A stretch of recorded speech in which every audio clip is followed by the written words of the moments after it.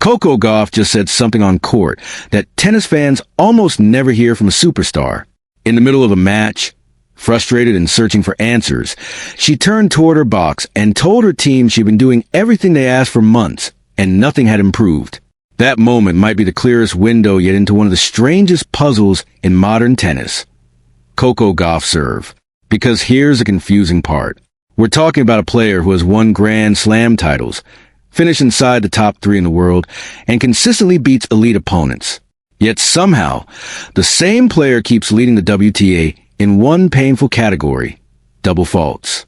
For more than 2 years now, the numbers have been impossible to ignore. Matches where the double faults pile up, games that suddenly spiral, even nights where the serve looks like the only thing holding her back from total dominance. And it recently boiled over during that semi-final against Elina Svitolina in Dubai. After a double fault early in the second set, Gauff's shoulders dropped. She looked toward her box, toward biomechanics specialist Gavin McMillan, and you could see the frustration building. That moment told us something important. This isn't a player ignoring the problem. This is someone working desperately to fix it. So what exactly is wrong with the serve? According to many analysts, the issue is mostly mechanical, but the mental side grows bigger every time the serve misfires. Rennie Stubbs famously described it as 90% technique and 10% mental, but warned that the mental part can quickly grow to 50% when pressure hits. And that's where the real danger lies. Because tennis history is full of great players who suddenly couldn't perform a simple motion anymore. Fans call it the Yips.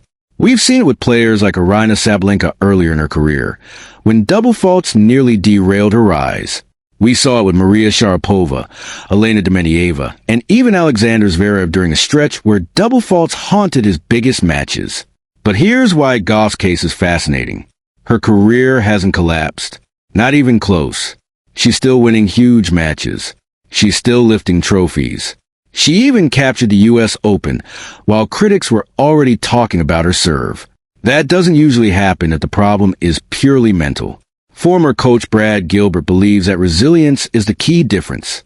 If this were truly a classic case of the Yips, the ranking would drop quickly. But Gauff keeps competing at the very top of the sport. Still, the mechanical concerns remain. Some analysts point to a tricky grip. Others mention how her elbow sometimes drops during the motion, or how her body opens toward the court too early. Even the ball toss and shoulder position have been questioned. These may sound like small details, but in tennis serving mechanics, tiny flaws can explode under pressure. And that leads to a fascinating debate about what Gauff should actually do next. Some experts believe she should keep refining the biomechanics until the motion becomes stable again. Others think chasing the perfect serve might actually make things worse. Coach Paul Annacone has suggested a completely different philosophy. Instead of trying to become a huge power server, he believes Gauff could thrive by becoming a serving strategist. In other words, think more like Rafael Nadal than Taylor Fritz.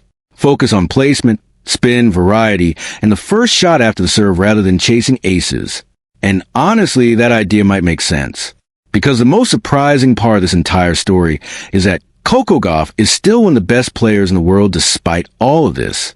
So now the real question is for you. Do you think Gauff needs a full mechanical rebuild on her serve?